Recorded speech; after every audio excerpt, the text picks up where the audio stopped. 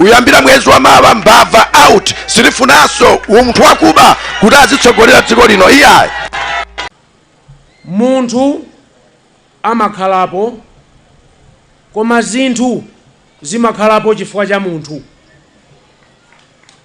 Zinthu zimakhalapo chifukwa cha munthu osati munthu kukhalapo chifukwa cha zinthu iyayi. Ifeyo tikufuna kuti munthuyo ankirenkire, munthu wache akhale ndi zomuyenereza, akhale ndi chochita, komanso akhale munthu odziyimira payekha. Chifukwa chani akhale odziyimira payekha? Zolandira kapena zopemphetsa zimachotsa ulemu. Ife tufuna mtundu wa Malawi odziyimira pawokha. Tufuna Malawi oti akhale ndi chakudya. Lonjezo loyamba ndi chokuti aliyense azidya katatu pa tsiku.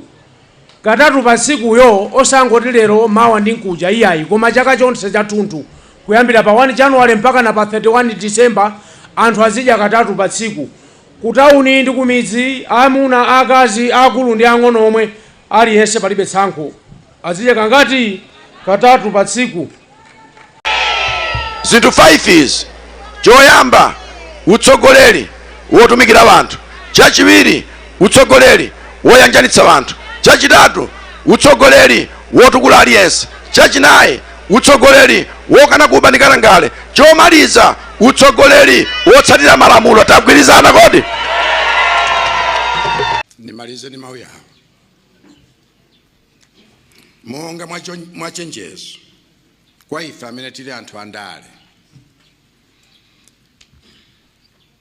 chifukwa ndife amene timalephera nthawi zambiri kuchita chinthu choyenera mu njira yoyenera,